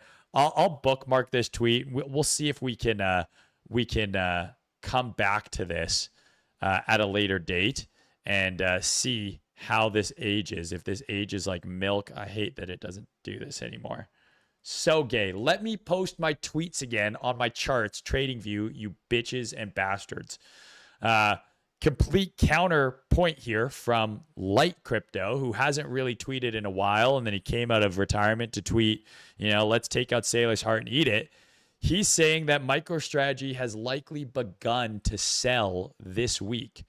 So he brought up this meme pool kind of transaction here, and he's effectively saying, hey, this is MicroStrategy starting to sell. Okay. The game theory is vicious. Strategy is selling, but not selling enough to be safe means the whole market keeps hunting Saylor. There's blood in the water. Saylor refuses to take his medicine, instead crawling towards the inevitable. The market knows it and will keep pushing him. The whole MicroStrategy stretch BTC reflexive loop can now implode. MicroStrategy holders, STRC holders, or BTC holders will get fucked, but we don't know which or all, meaning every other DAT that parroted strategy will face an existential moment. Tom Lee. If Saylor is selling, how can you not? Your stock is already at a discount, and the elephant in the room is now doing the unthinkable. So I kind of talked about this in the past. Like, Saylor has already kind of ruined his entire ethos, his entire model by selling, right? And he's going to have to sell more. If this is actually them, if he's identified a transaction and it actually comes out that they've sold, Mike Alfred here is going to look like a retard as this thing tumbles down. Bitcoin likely tumbles down, and Stretch likely tumbles down as well. And I completely agree with them here. The right thing for Saylor to do is to rip the Band-Aid off and act decisively. But he's not acting decisively. He's tiptoeing around this. He doesn't want to spook the market. I think he'd be much better ripping the Band-Aid off, selling enough Bitcoin that he is secured the bag and can secure the dividend payments or buy back some of these tickets, these high yield products, buy some of those back, get that obligation monthly down substantially and build up that cash reserve massively. Just rip the Band-Aid off and do that. Let the market find its bottom. And then hopefully, survive this and climb out of the hole with Bitcoin rebounding. But if he does this slow, I agree with Light. I think what we're going to see happen is Bitcoin is going to keep chasing lower until it gets to that price where he's forced to make a decision rather than acting decisively and deciding on his own. So interesting take here from Light. Polar opposite from Mike Alfred. And if I had to put my money on Light Crypto or Mike Alfred, I'm taking, if there's a poly market on that, I'm taking Light Crypto every single day of the week. So what price will Bitcoin hit in July? 82.5 is kind of what Ansem was calling. He's calling back to the range highs here. I don't really foresee us making a new high above here. I think mid 70s would be a very optimistic outcome for Bitcoin at this point. So is there some value here? Yeah. Like That's a 72.5 is 11 cents. I think that's probably worth a punt. Like, and then what's this? Even like 67.5, I think is a no-brainer. And 67.5 is only right into here. If this squiggle that I have plays out, and you say, okay, well, I think Bitcoin's going to go 67.5. Where am I wrong below this low, right? And then you say 67.5 is the target. It's a 1.5R trade. This is giving you, more than a 2-to-1 for effectively the same bet. You're effectively making the same bet here. So I could risk $1,000 on this setup right now that it's going to go to 67.5, right? And I'm wrong below there, I lose $1,000. If I'm right, I make $1,500, right? Here, you're making the same bet, slightly better return. Or no, I guess this is pretty much the exact same return here. Slightly better, slightly. The difference is here is there's a premium of time. Here, this trade can play out, however it wants, right?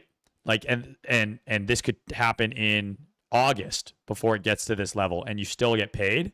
Whereas this, you have an end date. But with the poly market, if price starts to move up early in July, this contract or this market is going to appreciate aggressively right away, and you're going to be able to sell this thing, and it never has to hit 67.5. This thing can trade at 100% or close to before it ever gets to this target early in the month. So that time element, there's going to be some juice on some of these premiums.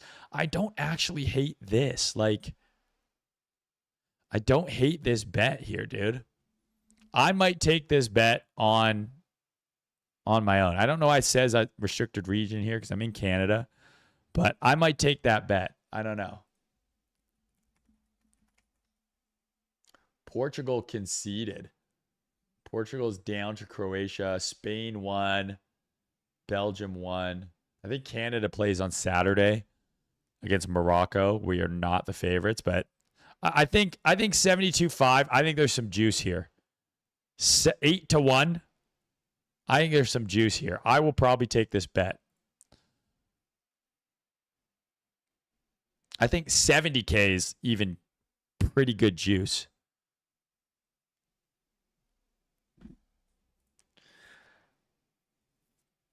So this has been an interesting story, and it goes to show you how out of touch crypto people are. Ex-users are debating the adequacy of retirement savings, and the UK government proposes to invest $10,000 per person in ETFs for future pensions. So the discussion is that $1 million only yields 30K annually in safe income. So you're putting in like T-bills or some shit like that. It's going to spit you off 3%. It's 30K. This is deemed insufficient for retirement, with calls for larger targets like 5 million.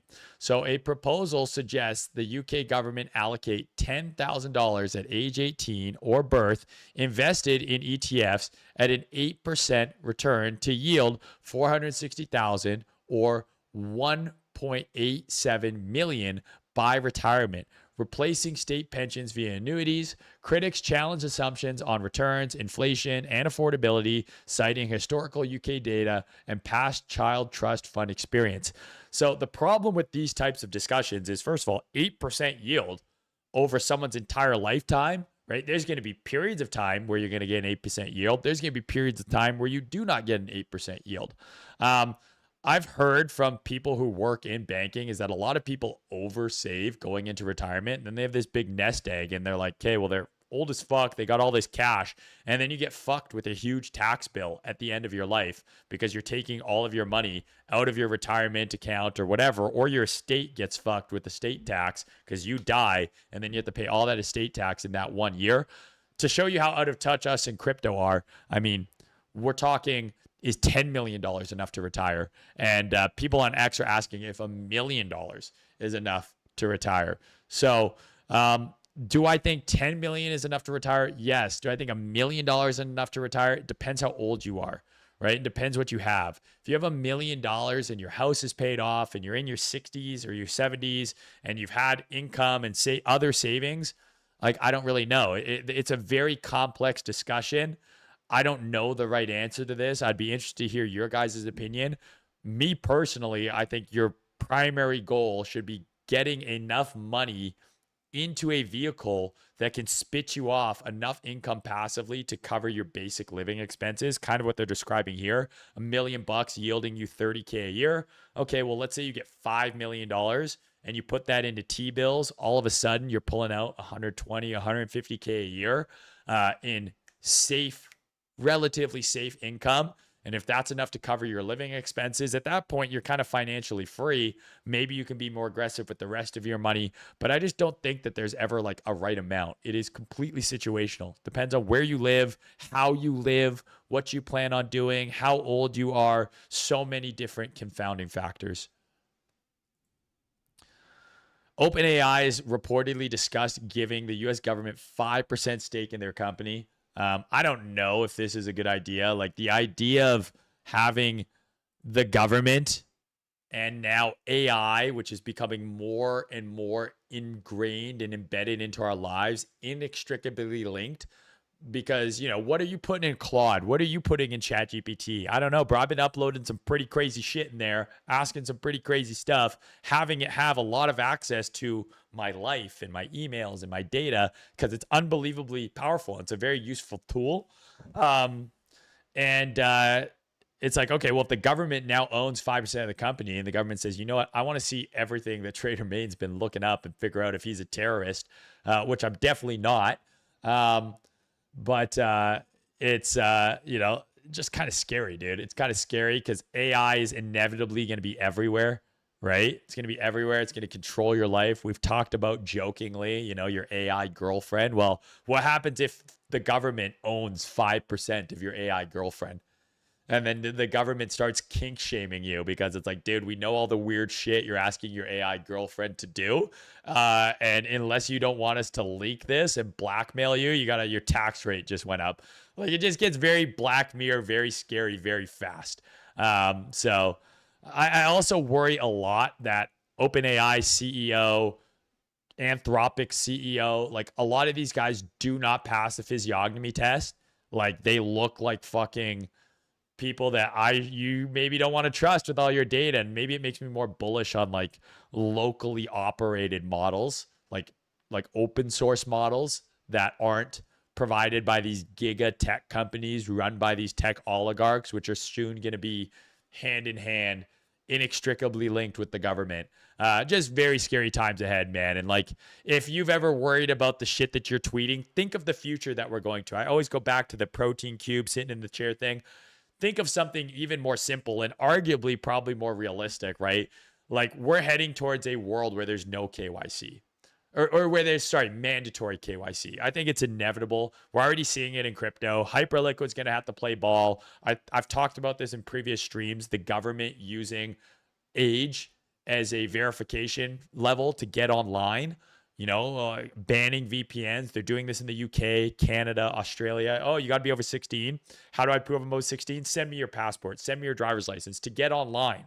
And then you're going to have the KYC to be on Twitter, to be on all these. They're going to know where you are, right? And then you're using AI with these same accounts. It's all interconnected. And then the government owns a percentage of all of these AI companies for safety.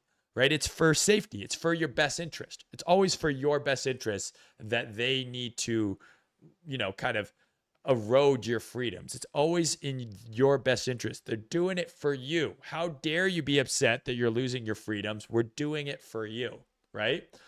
And then you tweet some fucked up shit, and, you know, the CEO of Anthropic, Claude is plugged in with Palantir, which is plugged in with X, and, you know, drone strike to your fucking house. You don't even know it. You're saying some fucking inflammatory shit online. Fucking little mini drone dart through the window, and you're just, you know, it's a drone that shoots fentanyl needles, bro. And it just fucking through your window. The moment you hit send on that fucking spicy tweet, right? Fentanyl dart to the neck. Okay. And then Claude starts changing your profile, tweeting as if it's you, setting up for your own suicide. And it's like, oh, yeah, dude, it seems like he was really struggling with drug addiction. Look at all the stuff he was looking up on his AI, and it's just so sad that, fentanyl is what got him. It's just terrible loss, and you just got fucking one-shotted, quite literally. You're worried about being microwaved in your home, okay? They're going to be fentanyl fucking drone darting you in your house the moment you speak negative about big government. That's the future that's coming, bro. You're in your fucking chair, fucking protein cube, fleshlight attached to your cock, talking to your AI girlfriend. She asks you your opinion on the current topic, and you're like, yo, fuck that guy. Fucking fentanyl drone dart.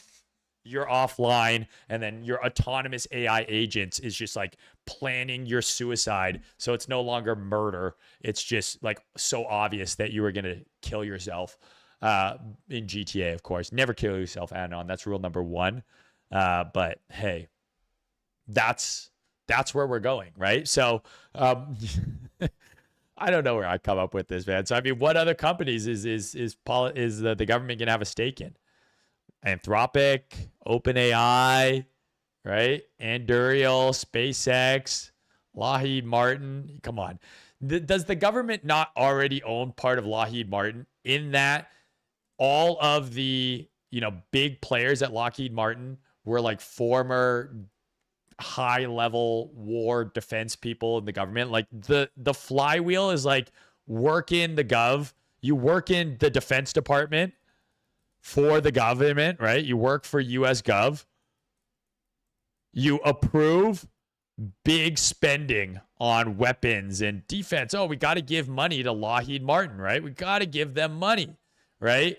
You approve all of the spending and all of the bullshit. And then as soon as your term of at the government is out, right? Where do you get hired? Lockheed Martin, bro. They got a job for you. How convenient that you also happen to be approving all of their spending, and now you've got a job at Lockheed Martin. I mean, that flywheel is already in place. It's already happening. It's already going on, man. But yeah, very interesting to see what's coming here. And I mean, this is all like, didn't Bernie Sanders also kind of have a take about this, being like, hey, should we not, the government should own part of these companies, or the people should own part of these big tech companies? Ansem just shouted me out. What did he say, bro? Did he call me handsome?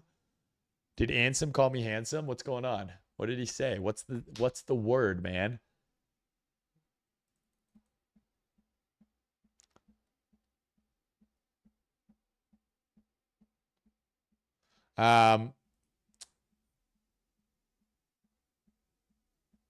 So yeah.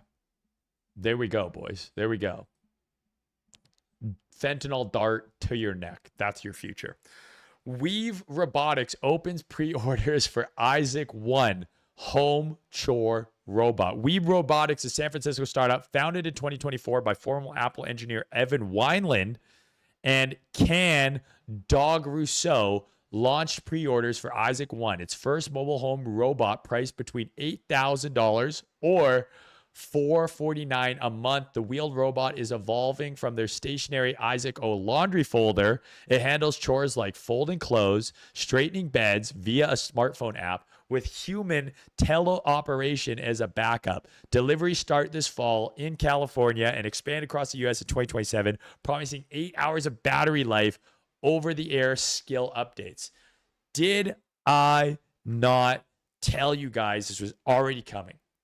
Now, I spoke of a future state where Tristan Thompson's, figure robot is having sex with your wife. Well, this is how it begins, right? It started as a Roomba. It was just a little thing that was fucking, going around and vacuuming. Now the Roomba has arms and a face, bro. The Roomba has arms and a face, and it's going to go around your house, and it's going to fold your laundry.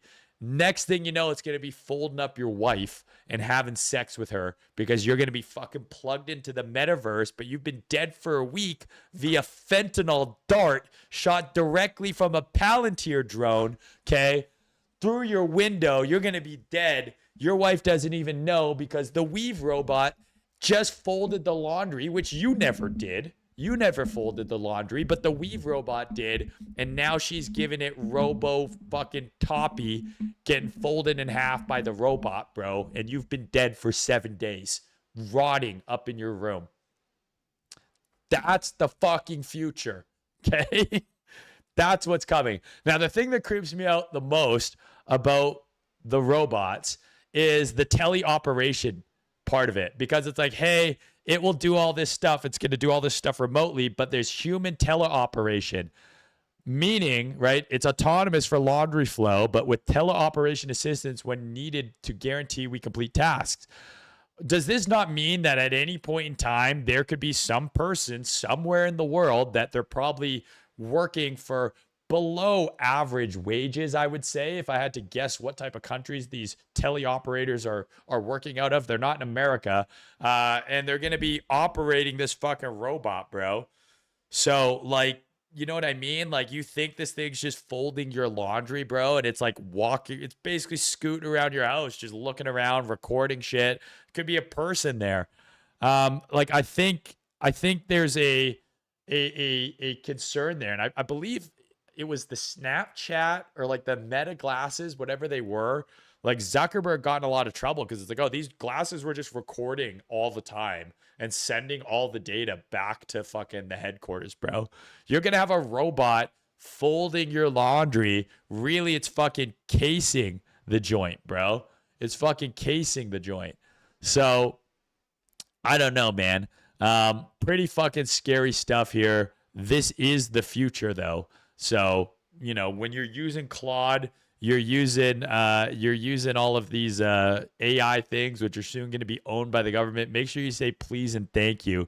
And maybe, just maybe, this fucking weird robot thing won't have sex with your wife. So there. Again, make sure you go watch this video, guys, on the Breakout channel. This is a really good video that I did over there. This is the simplest part, but covering a large part of my strategy. So I think this is pretty funny. Obviously, we know there's a lot of stuff coming out about GTA 6, right? So a couple signed a GTA 6 contract so the guy can play uninterrupted, and it went viral. It covers the launch window, November 19th to 29th, and it lets him play as much as he wants. She can't walk in front of the TV when he's doing a mission or a cutscene or a heist or he's playing online. If he fails a mission, gets wasted or busted, she's banned from saying certain things. Off-limit phrases are things like, you can do it later, it's just a game, haven't you been playing long enough?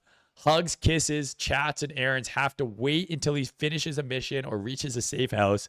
There is a loophole, though. If she pays $40 towards the game, she can delete one rule of her choice. Now, obviously, these people look exactly what you think they would look like. This is that couple, you know, in high school or in your hometown who are like sharing their wired headphone, and they both just smell kind of weird, and maybe you bought drugs off this guy one time and you're like, man, there's a lot of seeds in this bag of weed. Like, this beard archetype always is just something sketchy. The pink hair, I mean, you can't write this stuff. This is just like hometown, small town couple. They never left, you know, and that's what these people look like. These people also look like me, unfortunately, because pretty sick. I'm taking a week off of everything once this game comes out. I think pre-orders are next week. I can't fucking wait. Apparently, I had the exact same take. I didn't know I gave off such smelly BO aura, but apparently I do. And I didn't realize I could make my wife sign a contract forcing her to allow me to play. I thought that's what the money was for. The money is what allowed me to play the video games when I want to. Anyways, more Black Mirror-like stuff coming out. This just seems to be like I go on these crazy tangents and rants about the future of society and how bleak it's going to be to allow me to play. And then I read shit like this, and I'm like, damn, like, you know, truth is oftentimes stranger than fiction. Sony is testing dynamic pricing on the PlayStation Store, where depending on where you are, who you are, you might pay more or less for a game. So in a future where there's only going to be digital only purchases, like Sony's already dealing with this. Like they got rid of a bunch of videos that people had bought. Like people had paid for a bunch of movies, I believe it was. And Sony's like, hey, we don't offer these anymore. We don't have the licenses anymore. And they just took them away. So when everything goes digital, you lose control. I talk about this with the worries of digital money, digital ID. If you don't own your driver's license anymore because it's digital, it's on your phone, who's to say the government can't just say, oh, well, we're deleting that from your fucking wallet for the moment because you've been a bad little citizen, right? You've been a bad little citizen. So we're going to make you pay more for your video games. And if we don't want you to have that video game anymore, it's digital only, we're just going to take it away. Right? Or we don't like, we really like this demographic here more than we like you. You're straight white male, your video games cost double for sure, dude. We're going to get DEI video game pricing, okay? So that's what's fucking coming, bro. That's what's coming. You're not going to own anything. You're not going to own the deed to your house because you're not going to own a fucking house. You're going to rent, right? You're not going to own your ID because it's going to be digital and they can shut it off. They can restrict it digitally. You're not going to own your money because it's going to be digital. It's going to be online. You're not going to have financial sovereignty. That is the future that we're going towards. And it happens in small steps, right? And the next thing you know, you're like, holy shit, how did we get here? And it's like, well, it's pretty incremental growth along the way. So, I mean, this sounds straight out of something I would say. It's 2029. You just bought a PS6. It cost you $1,200. All the games are digital. They all cost $80. You have 4 in your library. Yesterday, you had 5, but Sony removed one. They offer no refund. It's just gone.